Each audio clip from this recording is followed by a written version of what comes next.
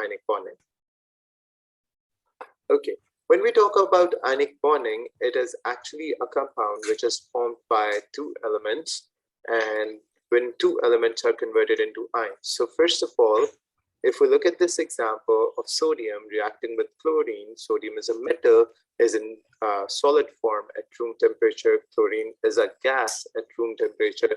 They actually react very dangerously, they react explosively, and they form the white salt, sodium chloride, the table salt we eat every day.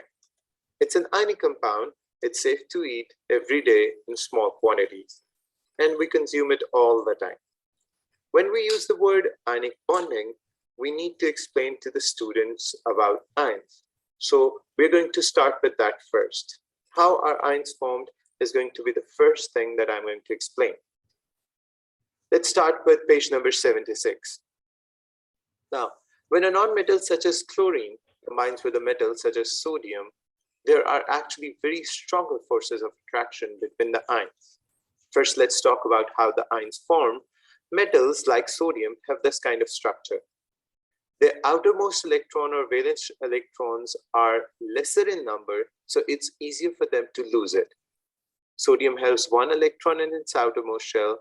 How do we get to know it? Because it's present in group 1. In previous chapters, we tell the students if anything is present in group 1, it has one electron in its outermost shell. Sodium has one electron in its third shell. Sodium loses that electron very easily. That electron goes to chlorine. Chlorine is a nonmetal. Nonmetals are good at gaining electrons. So chlorine gains that electron. Now you would see that a red colored electron is drawn for sodium and a black colored one is drawn for chlorine. You might not be able to do that in exams. So what we suggest to our students is that either you can draw one of the element's electrons as empty circles and you can draw the other ones as filled circles, or you can go by dot and cross formula. So you can use dots for one element and crosses for the other, so that you can differentiate between both kinds of electrons. So moving on, when sodium loses an electron, it actually loses an entire shell because there was only one electron in the third shell. So you don't get to draw 3 shells, and on the next step, you only draw 2, which are completely filled, which means there are 2 electrons in the first shell and 8 electrons in the second shell. That's how we write it. It is called a sodium ion. It has a positive sign on top because it lost an electron. Why positive sign? Losing an electron gives you a positive sign. How? That's simple mathematics. Let's go with that mathematics. And before I explain that mathematics, let me tell you, this is also written in the key point over here. Let's explain that. Sodium has 11 protons in its nucleus. Every proton has a charge of +1. So if you multiply this +1 with 11, your answer is going to be +11. So that's the total amount of charge present in the nucleus of sodium. Let's talk about the electrons that are revolving around that nucleus in sodium. There are actually 11 electrons, and every electron has a charge of -1. So multiply that -1 with 11 and you get an overall charge of -11. That's how the sodium atom has no overall charge, or we call it electrically neutral. However, this is the case for sodium atom, not for sodium ion. Take a look at the sodium ion. This is different. This has a +11 charge because it has 11 protons. But this one has only 10 electrons. So if it has 10 electrons, it would have a -10 charge. Mathematically solving these two, the answer you'll get would be +1. And this is the +1 we are showing over here. But as a convention, we only write the positive sign. We never write 1. We only write the numbers that are bigger than 1. We write 2, we write 3, but we usually don't write 1. Do you get the point? Yes. So sodium loses the electron and that electron goes to chlorine. Take a look at chlorine. The first shell is complete with 2 electrons. The second shell is complete with 8 electrons. This time, the third shell is also complete with 8 electrons. How? That's easy. 7 electrons are in black color, which were already present as a part of chlorine. Why? Because chlorine comes from group 7. Now, group 7 elements have 7 electrons in their outermost shell, like chlorine 2, and shown in black color. However, this specific electron over here is shown in red color, which means this comes from sodium. So chlorine gained the electron and now has a negative charge on top of it. We call it a chloride ion. Remember, the name of the positive ions is not changed. However, the name of the negative ions are changed as per the naming rules. It's not chlorine anymore, it's chloride ion. So now we have charged particles. One of them has a positive charge, sodium. One of them has a negative charge, chloride. We call them ions. The positive ion is called a cation, in this case sodium. The negative ion is called an anion, in this case chloride. As we know, the strong electrostatic forces of attraction will start to dominate in positive and negative ions, and they will come very close to one another. Remember, when I use the word electrostatic force of attraction, this means the force of attraction that exists in between opposite charges. I mean positive and negative. So they are going to attract one another and they are going to come closer, and that's how an ionic compound will form. Let's move forward. You would notice that they have given us the structure.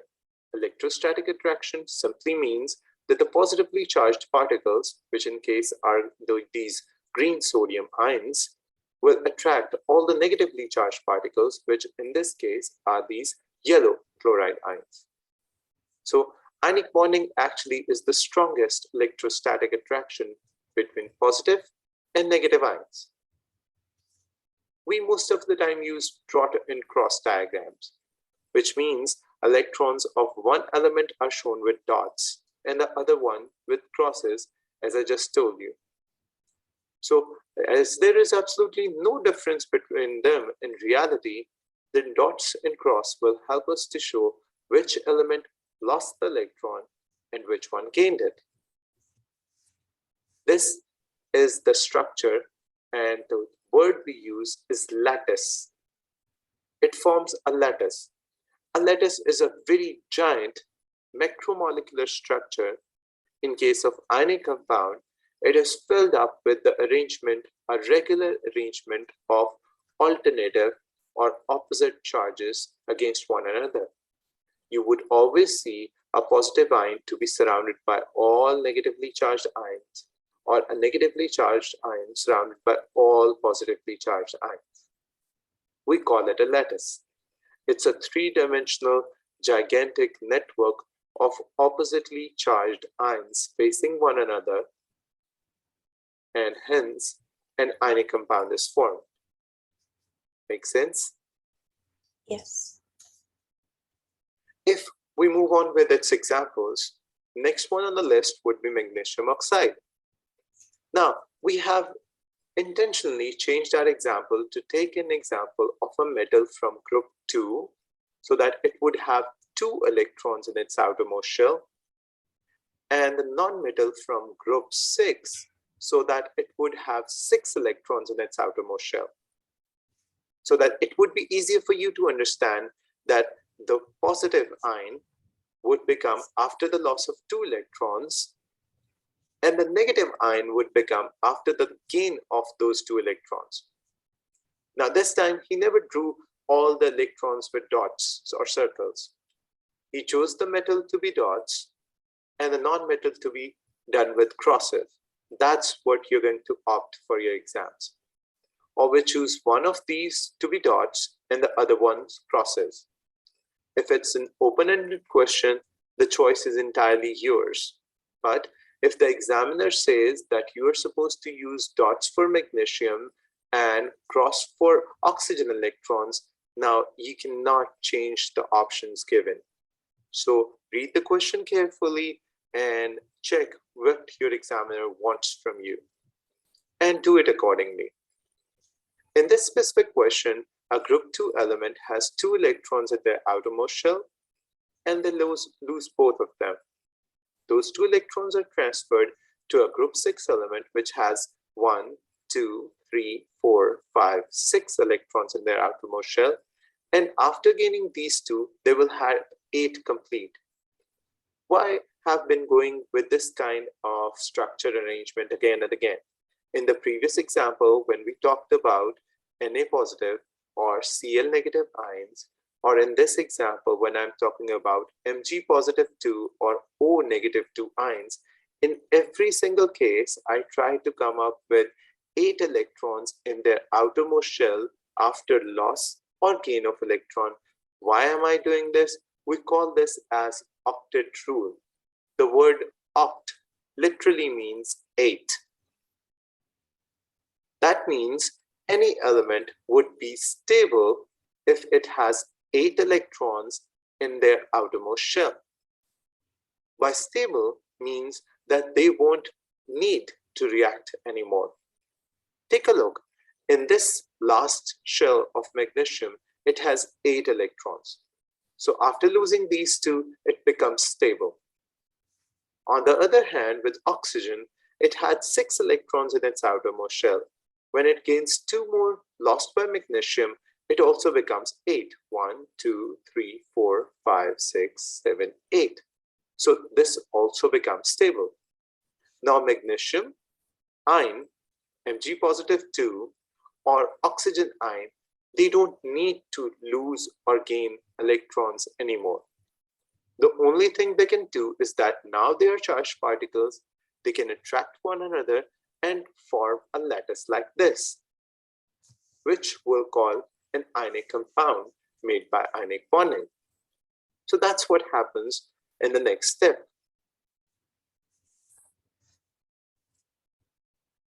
Are we good? Yes.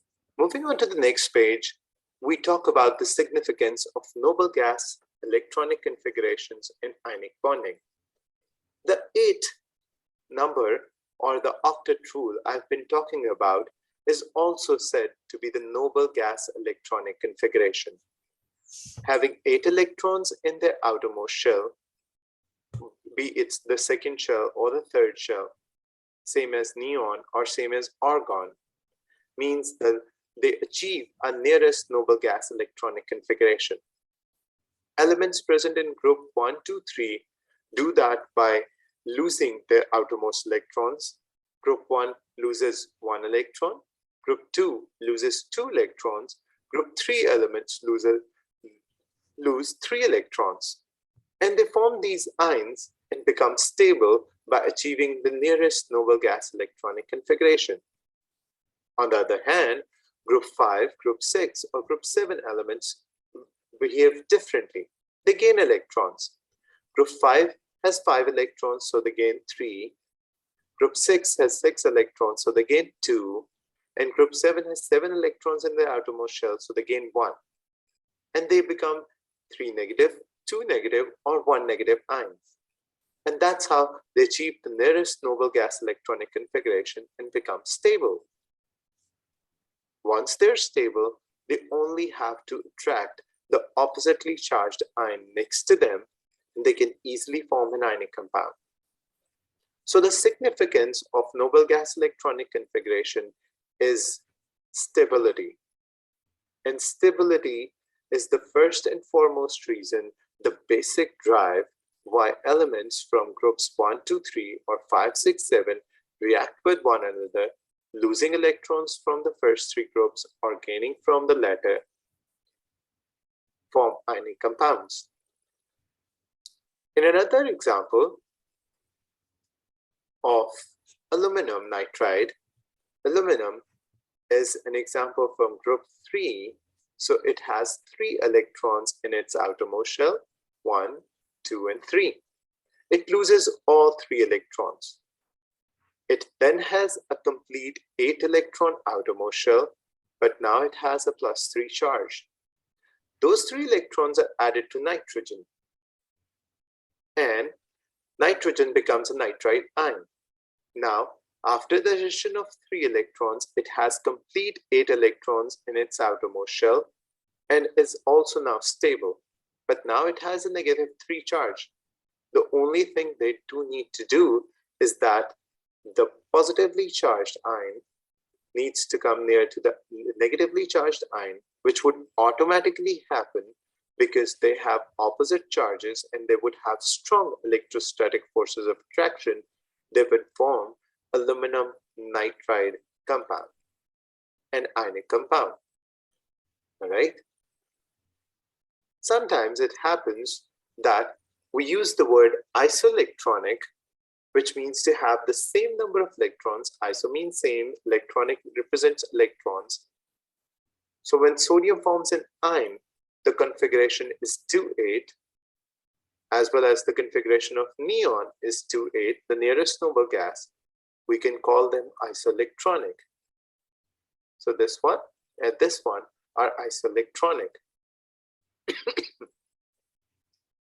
Every time an element from group 1 or 2 or 3 loses an electron, it will become isoelectronic to the nearest noble gas.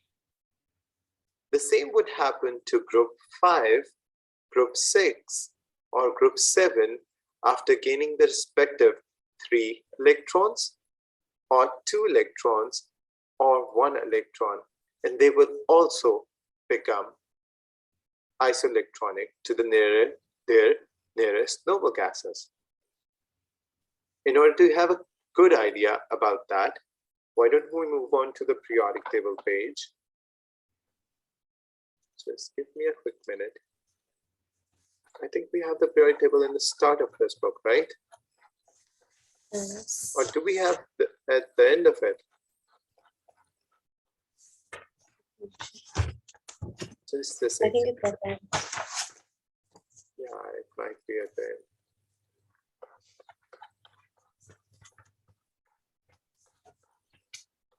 You have the answers at the end of this book. Okay, let me quickly try to scroll through those answers and get to the periodic table. You have already found the periodic table. Tell me the page number. I can quickly scroll to that one. 320. 320. Yes.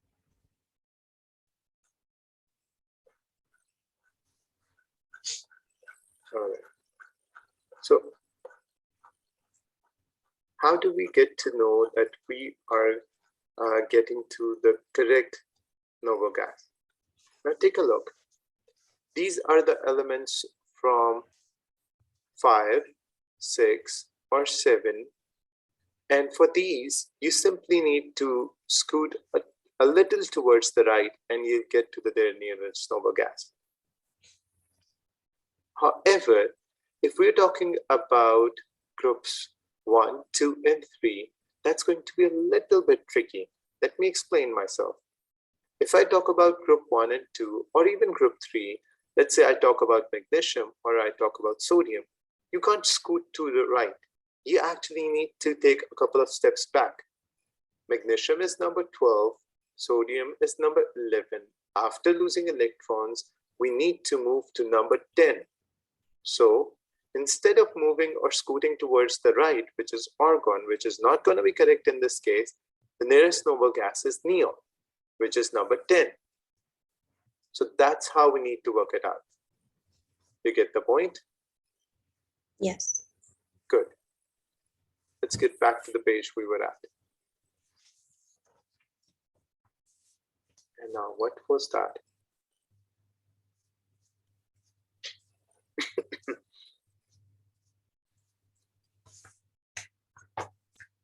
You gotta help me with the page numbers because I got that.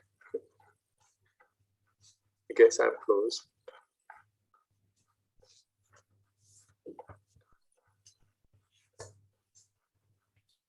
Yeah. So this was page number 77 we were at. So here it explains about that. isoelectronic stuff, and the nearest noble gas. Now, elements in group 1, 2, 6, and 7 always form the ions with isoelectronic with nearest noble gas. For example, rubidium, which is in group 1 and has 1 electron in its outermost shell, will lose its outer shell electron for a positive 1 ion, which has the same number of krypton electrons. In case of iodine, which is in group 7, when it will gain 1 electron to form a negative 1 ion, it would be a xenon atom. What they are trying to tell you is that how we need to scoot a little towards the right to get to neon, but we need to go a few steps back in order to get to krypton. This is the same thing they're trying to explain over here, which I explained back at the periodic table. And it's better to do it at the periodic table because that way it's easier to understand. I hope you got the point too. Yes, I did. Okay, great. Moving on. There are a lot of common ions that don't have a noble gas structures. And when I talk about these, like the examples of iron 2, iron 3, copper 2, zinc 2, silver, lead, if I talk about these examples, let me tell you that you don't need to worry about that because that's not a part of IGCSE course. That's actually beyond the course requirements at the level of IGCSE, but let me tell you that it is going to be a part of A-levels course. At this point, you don't need to worry about them. How do you get to know that which ones are the ones that are beyond your course requirement? Let me tell you, the simple term transition element will cover that up for you. The central part of the periodic table, I hope you're familiar with, are transition elements. For all of the transition elements, their structures, whether they seem to have noble gas structures, electronic configurations or not, they are going to be out of your course. So you don't have to worry about that.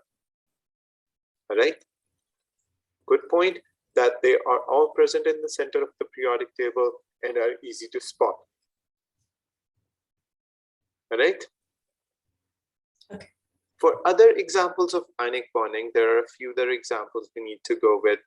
Lithium fluoride. This is an example they have taken to tell you how 1 electron is transferred from one element to another. Now, this is a very simple example. If I talk about this one, I usually tell my students, Edexcel students, that it is too easy to be a part of paper. They're not going to go with examples in which one electron is transferred from one element, one atom to another. Instead, they pick other examples. So let's go with the examples which are a little bit more sophisticated, or you can call them a little bit challenging, like calcium chloride.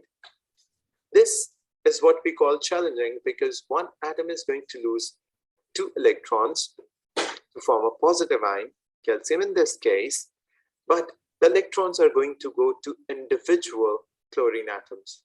1 electron will go to one chlorine atom, the other one to the other chlorine atom. A question arises, why? Let me explain that chlorine comes from group 7, which means it has 7 electrons in its outermost shell. Gaining just 1 electron will get it to the total count of 8 electrons and would make it stable. It doesn't need to gain more. So how do we balance the loss of 2 electrons from calcium to be converted into a positive 2 ion with just 1 chlorine atom? We can't. We have to have 2 chlorine atoms so that 1 electron goes to one atom and the other one goes to the other atom. That way, 1 electron will make 1 chloride ion and the other electron will make another chloride ion. That's why when we come up with the formula of calcium chloride, the formula is written like this, CaCl2. This means 1 calcium atom lost 2 electrons, but 2 chlorine atoms were there to gain them in order to balance it out. That's what makes this example a little more challenging than the previous one. Make sense? Yes. Good. So they're trying to explain the same thing over here in order to get an idea about this formula and how a +2 charge of calcium would balance the -1 charge of chloride ions. We need to go with formula for ionic compounds. There are so many different ionic compounds you might encounter that it would be impossible to learn all their formulae. But we have a shortcut method. Let's go with this method. We call this method a need for equal numbers of pluses and minuses. It's a pretty simple one. Ions are formed when atoms or group of atoms lose or gain electrons. Of course, positive ions with the loss of electrons and negative ions with the gains of them. They carry an electric charge. Compounds are electrically neutral, so for an ionic compound, it must be the right sort of each ion, so that the total positive charge exactly cancels out the total negative charge. We can explain the same thing by this example. Take a look. Calcium is going to have a total positive 2 charge. Chloride, however, has a negative 1 charge. But as there are 2 chloride ions, so in total they can have 2 negative charge to balance out this 2 positive charge. There you go. This is the need for equal numbers of pluses and minuses. All right? Do you get the point? Yes. Okay, so what we do is that we can work out the charge on an ion. First, we need to know the charges on ions so that we can always come up with the need for balancing out the numbers. Take a look. The group in the periodic table, if that's 1, the charge on an ion would be +1. For 2, it's going to be +2. For 3, +3. For 5, it's going to be -3 because it is going to gain 3 electrons. For 6, -2 because it is going to gain 2 electrons. And lastly, for group 7, it is going to be -1 because it is going to gain 1 electron. The examples are given, and these are the exactly ones we discussed earlier. All right. Now, you might have a question that we haven't included group 4 or group 8. Let me explain. Group 8 does not react at all because they already have stable number of electrons. Why would they react if they already have 8 electrons in their outermost shell? So they don't. We call them inert. We call them unreactive. They're already stable. They don't need to react. What about group 4? The explanation is given right over here. Group 4 hardly forms a few ionic compounds. Most of the time, they go with covalent compounds. They don't like to lose electrons. They don't like to gain electrons. They prefer to share it, hence covalent compounds. So that's why group 4 is not a part of this table. You get the point? Yes. Good, good. So remember, all metals form positive ions. That's the easiest way you can remember that. Okay? Let's work out a few formulas in order to work with the need of balancing out the charges. Okay? So what if I say that we need to combine this one with this one? What happens when an aluminum ion tries to react with bromide ions? What would be the formula of this compound? You are allowed to annotate, so you can either answer me orally or you can annotate it over here. Let's do an exam type question.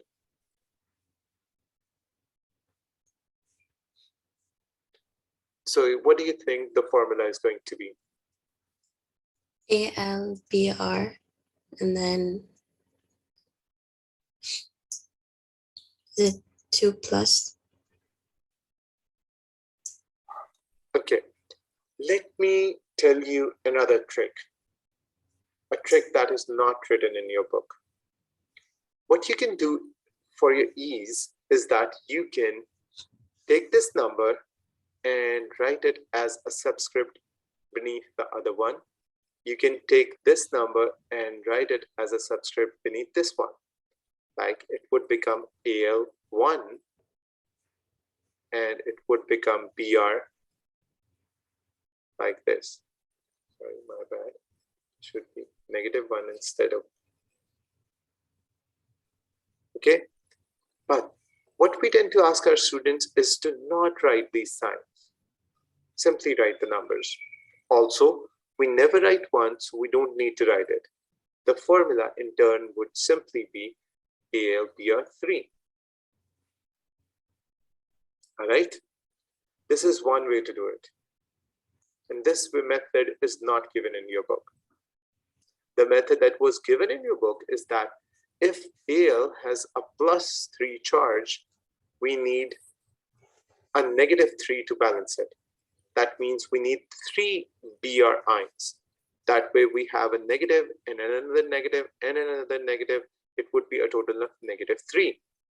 So this +3 and this -3 would balance each other out, and the answer would be 0. So what would be the formula? It would be 1 aluminum ion and it would be 3 bromide ions. So either you do it this way as explained in your book, or you go with this cross multiplication method, you end up with the same formula. You can pick the method you find easy. Which one do you find easy? This one.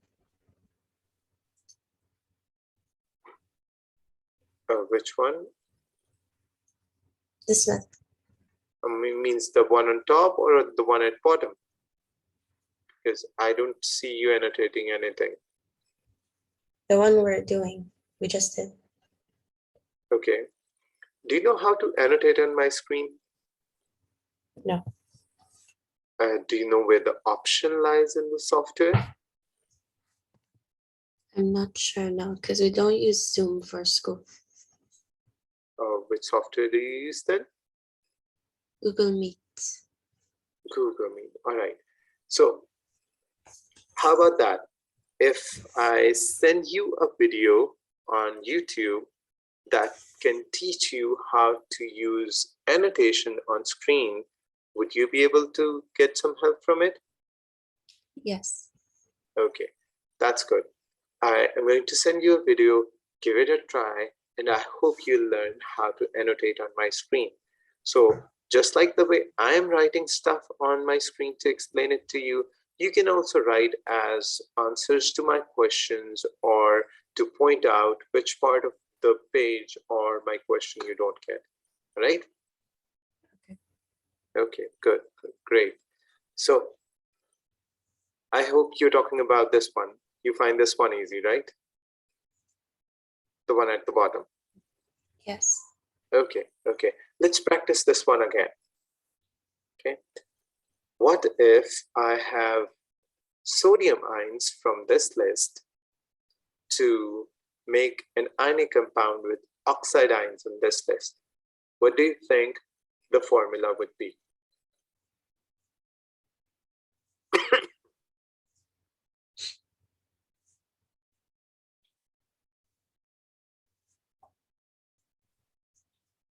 Na2 minus and then O.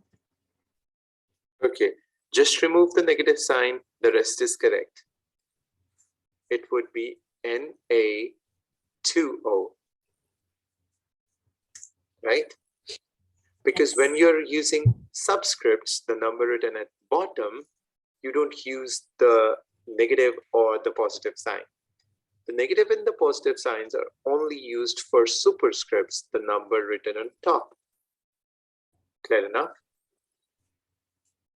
Yes. Good, good. This means that we know and we understand for a -2, we need at least +2 to balance. And to have a +2, we need 2 sodium ions. So the formula would become sodium and oxide ions. We need 2 sodium ions and 1 oxide ion. So that's it. The formula becomes Na2O. Okay. So do you want me to try with other compounds or shall we move on? Can we do one more? Sure. Yeah. Let's take an example out of this table. Something not from the table instead. Let's take the sign. How about this sign? We have a lead ion and we have an oxide ion. What would be the formula?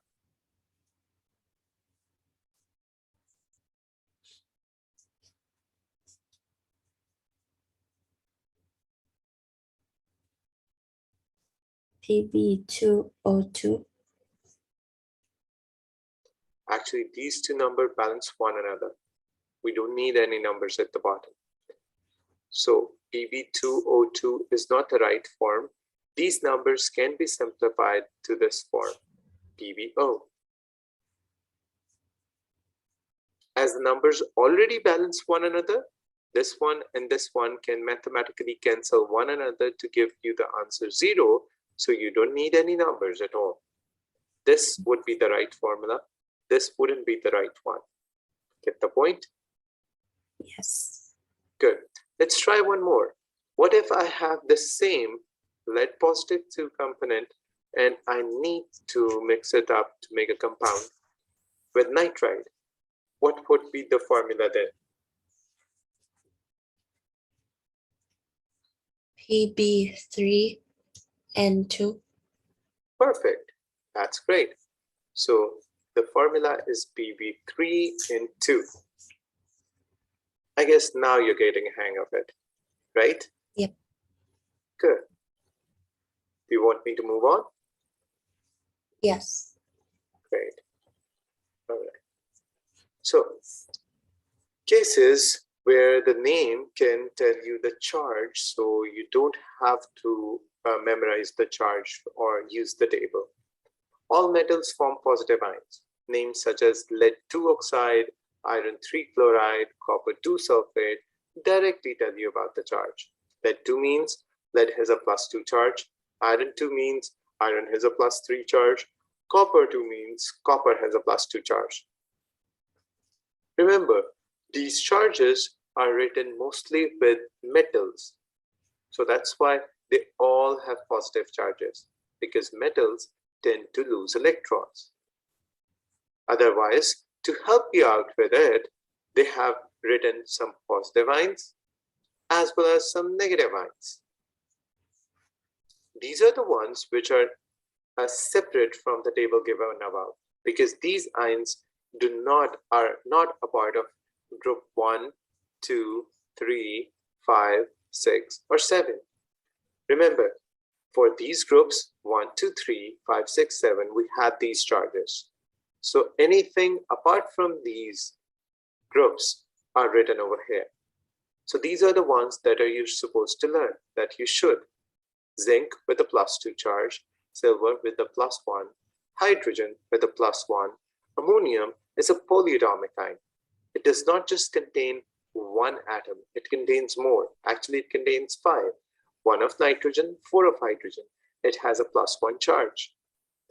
The negative ions are given over here are also polyatomic ones. I'm using the word polyatomic. Poly means many, and atomic talks about atoms. It means this single ion has more than one atom. Actually, this one has 4. 1 of nitrogen, 3 of oxygen. This one has 2. 1 of oxygen, 1 of hydrogen. This one also has 4. 1 of carbon, 3 of oxygen. This one has 5. 1 of sulfur, 4 of oxygen. But this one has a negative charge. This one has a -1, 2. This one has -2. And this one has -2 as well. All right? You are supposed to memorize the names as well as their formulas along with their charges. Good enough?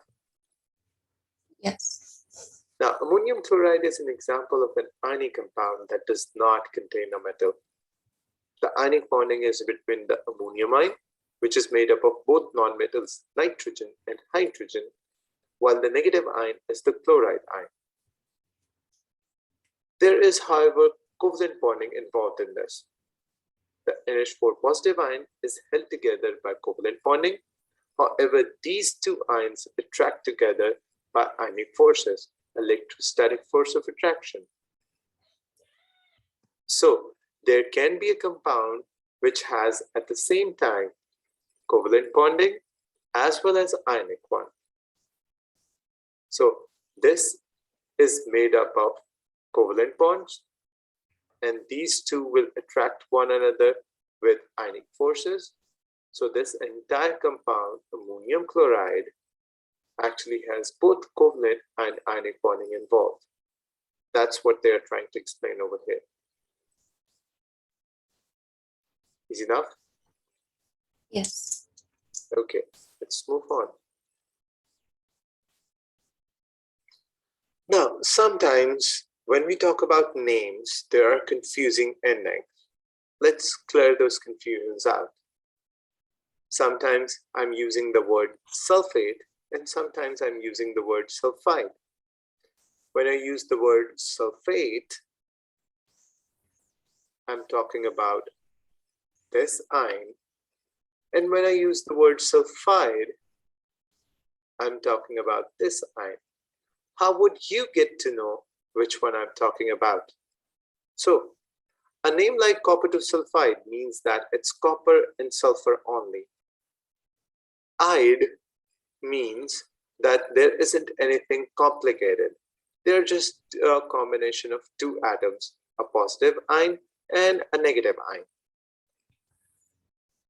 However, once you have this ending 8, it means there is a chance of oxygen being there along with the element. So both of these have sulfur, but because of this 8, you would get to know that there are a few oxygen atoms present as well. All right. So 8 means there must be something complicated. There are more atoms in the ion than just one. As you can see, the sulfate has 5 atoms, 1 of sulfur, 4 of oxygen, along with a -2 charge, while sulfide, on the other hand, was just 1 atom as an ion with a -2 charge. So sulfide is simple and sulfate is a little bit complicated. So whenever the name ends in 8, assume it's already complicated. If the name ends in ide, assume it's made up of simpler atoms, less number of atoms. Good enough? Yes. All right. When we talk about the chapters of chemistry, you will find a number of pieces of information thrown to you on just a few pages. So it's important that you memorize those and practice those as well. Because even if the chapter is just a collection of 9 to 10 pages, there would be 9 to 10 different pieces of information for you, what you're supposed to memorize and understand at the same time. So do not take chemistry easy, and I hope you're already not doing so. Probably that's the reason of disliking the subject too. So just try making a habit out of it by memorizing every piece of information given on every page and to understand it and practice it right there and then so that you keep the stuff in mind. All right. We have already worked the example of this sodium oxide, so I don't think I need to explain it again. Am I right? Yes. Let's move on to somewhat a complicated example, an example that consists of these complicated ions, the ones that contain oxygen. Now, for these ones, you'll have to remember the charge on them. Now, in this case, what they're trying to do is that they're trying to take a positive ion with a +2 charge and a negative ion with just a single negative charge. Now, in this case, in order to balance this, we need to have 2 of these in order to balance it with the +2 charge. All right. When we have 2 of these, we can simply not write it like this. It would become 32 oxygen, just like written over here. So what we do is that we put a bracket around it and then write this number 2. This means that there are a collection of these 2 ions. So for any 8 group, this is a very good way to remember it. For any 8 group, brackets must be written if you have more than one of these complex ions. So if I talk about sulfate, you're supposed to have brackets before you write number 2 or the number 3 over here. If I talk about carbonate, you have to have a bracket if you're going to write the number. If you have ammonia, you have to have the number with it. All right? Let's take another example to explain what I'm saying so that it doesn't confuses you anymore. Okay. Let's suppose we have aluminum ions. It has a +3 charge, and we are reacting them with carbonate ion, which has -2 charge. What do you think the formula would be?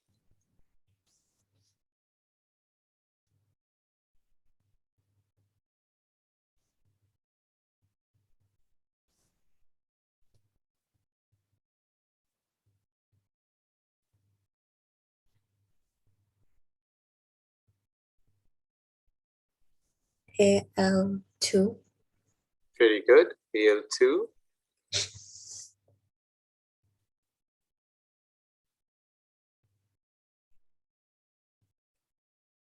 CO3. CO3. Do you put brackets? CO3 is in brackets. Very good.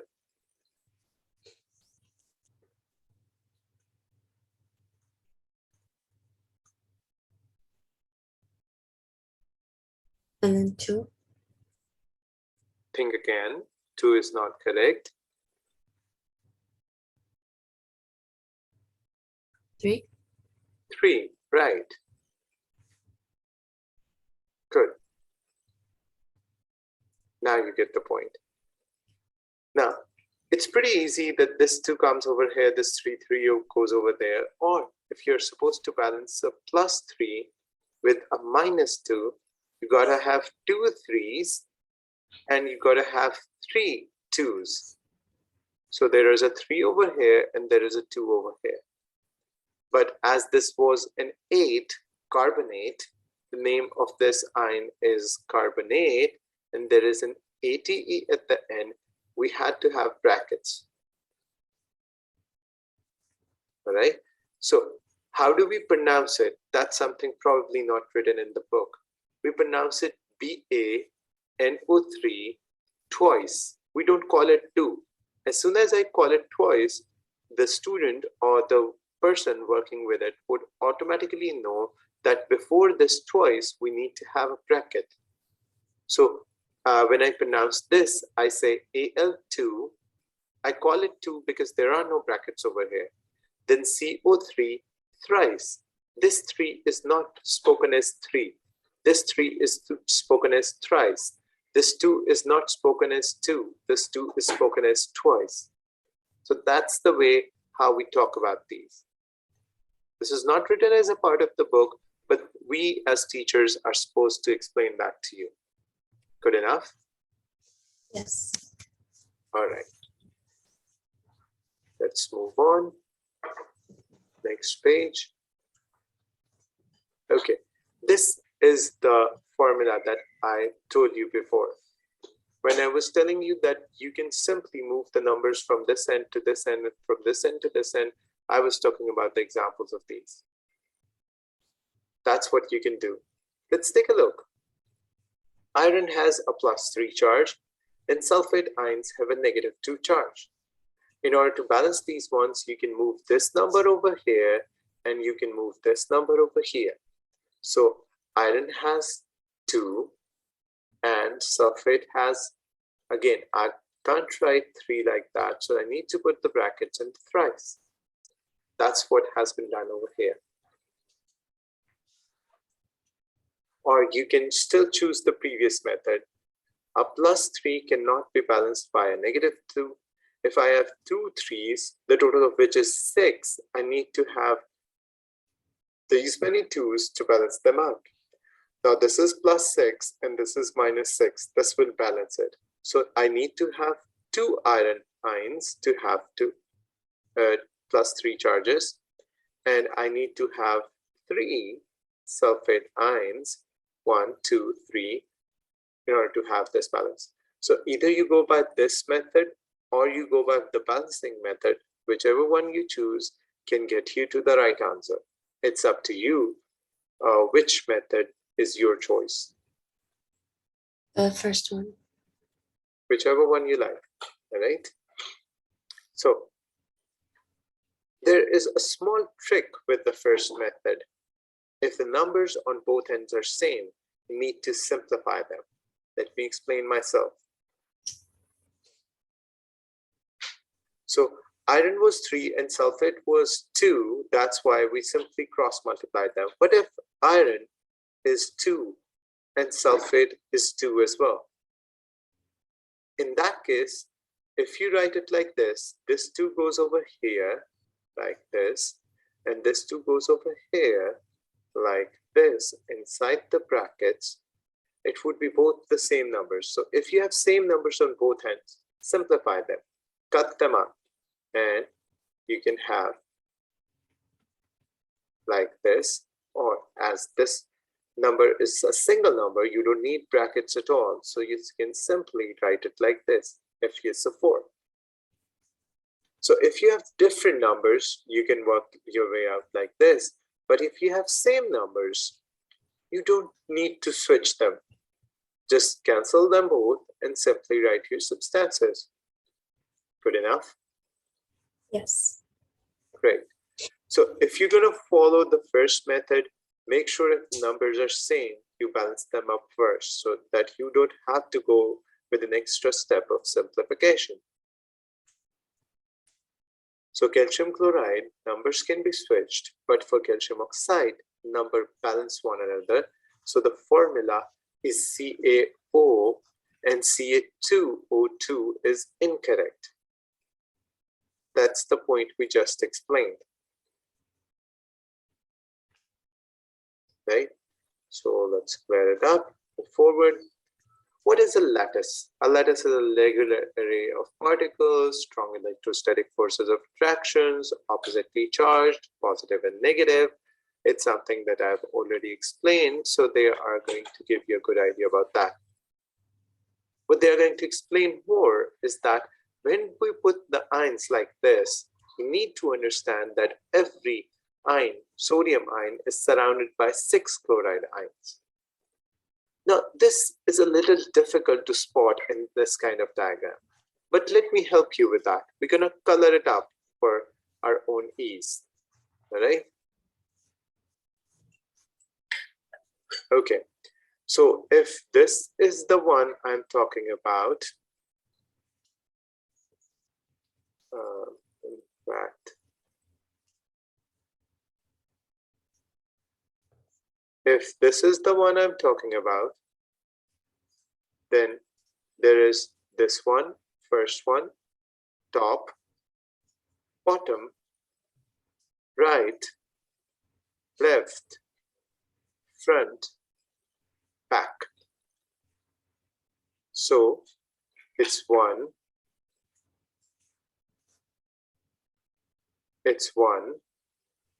and 2, and 3, and 4, and 5, and 6. That's how we work our way. And actually, these are the axis we study in mathematics. This is x-axis, this is x dash, this is y-axis, this is y dash, and this is z-axis, and this is z dash. I hope you have studied the 3 dimensions in mathematics. These are the same 3 dimensions. X-axis, the other part of the x-axis. Y-axis, the other part of the y-axis. Z-axis, the other part of the z-axis. So count them up. You have 1, 2, 3, 4, 5, and 6 other ions surrounding you, if one of them is present in the center. This is what this is about. Get the point? Yes. So if you consider yourself a sodium ion, a chloride ion will be at your front, first one, at your back, second one, on your right, third one, on your left, fourth one, on top of you, fifth one, at bottom of you, sixth one. That's how we work them up. Good enough? That's how It's these also, three dimensions work. What about the rest? Every ion is surrounded by 6 others. And these are the 6 I have counted. So every positive ion is surrounded by 6 other ions. Every negative ion is surrounded by 6 other ions. And once you count these 6 on all sides of one, you will see a huge lattice. For any one you pick out of it, there would be 6, 1, 2, 3, 4, 5, 6 over here, like that. So if you pick this one, there would be then 1, 2, 3, 4. There would be something over here and something which was supposed to be here, but as we have a cutout part of it, so we can't see it. So 6. So every ion that you pick, a positive ion would be surrounded by 6 negative ones, and a negative ion would be surrounded by 6 positive ones. That's how this entire lattice is made.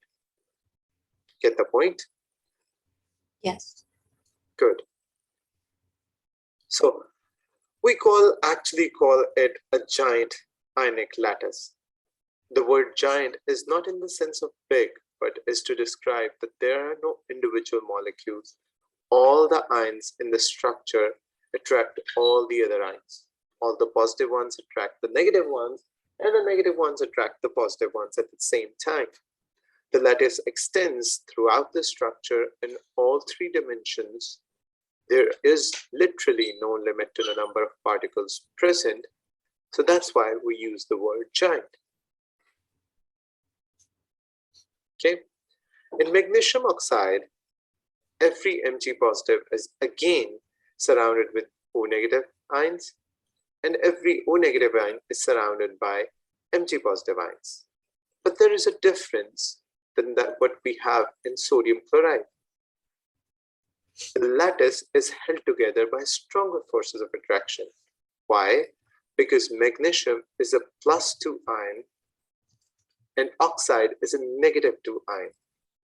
Whereas in sodium chloride, it was a +1 ion and a -1 ion. Let's do it like this. Magnesium is a +2 ion attracting an oxide, a -2 ion. Sodium, on the other hand, is a plus ion attracting chloride, a negative ion. These have smaller charges, so they have lesser attraction. These have bigger charges, so they have bigger attraction. So this one will have stronger forces of attraction as compared to this one. Bigger the charge, stronger the attraction.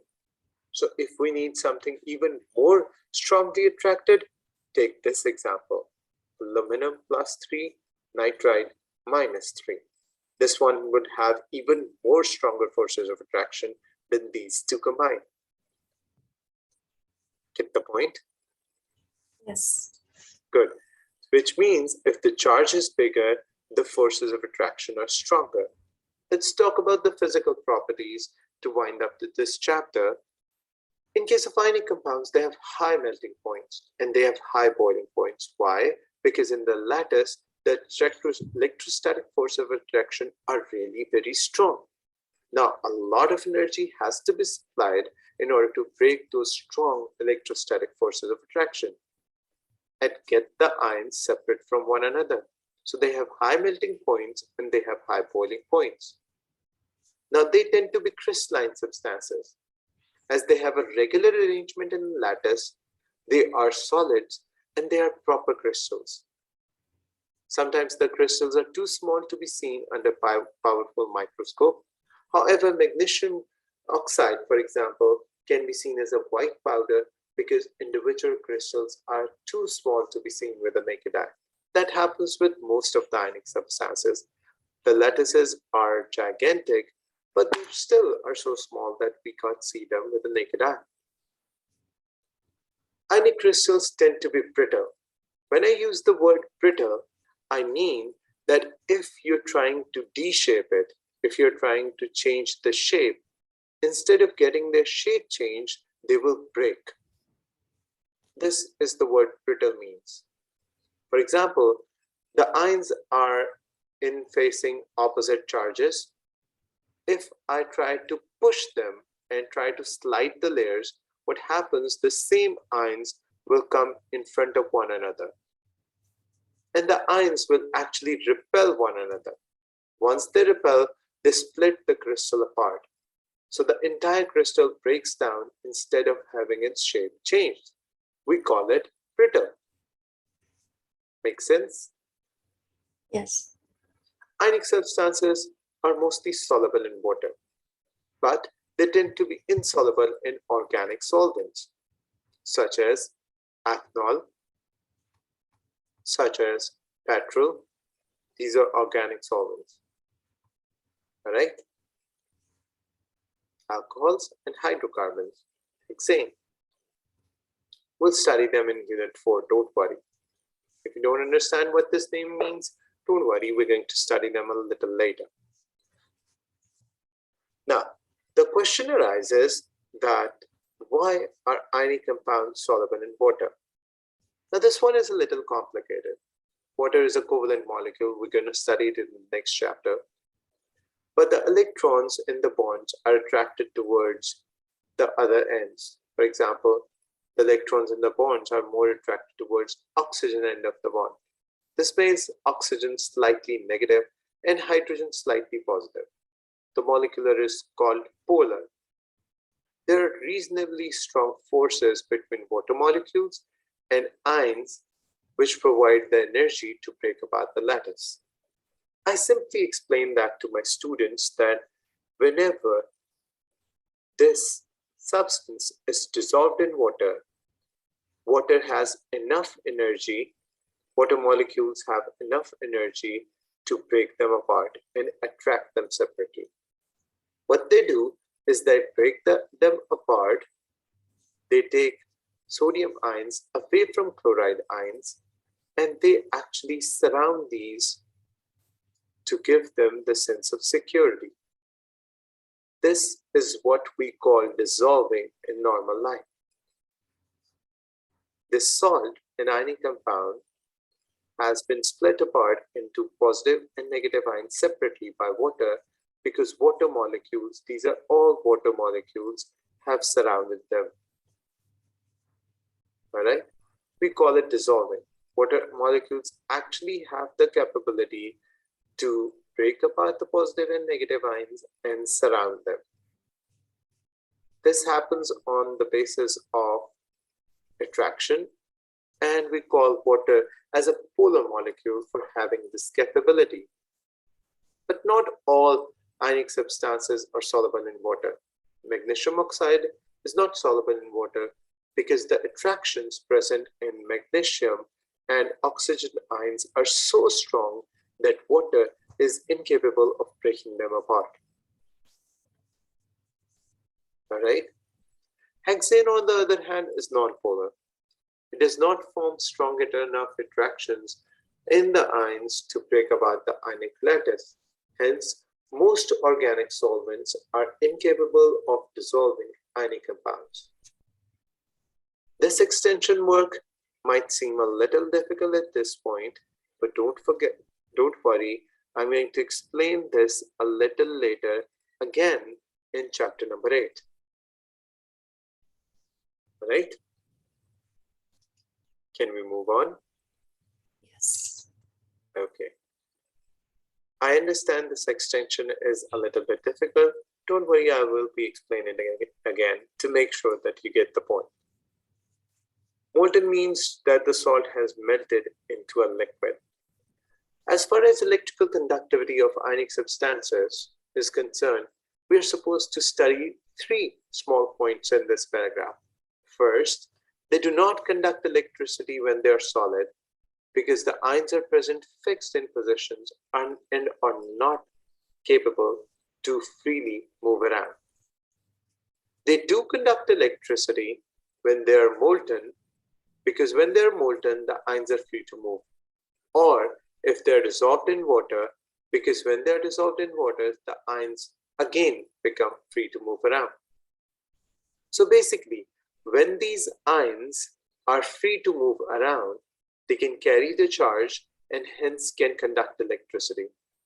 But when they are bound in the solid form in such a way that they are strongly attracted from all 6 sides, they are incapable of moving. And when they're incapable of moving, they cannot conduct electricity.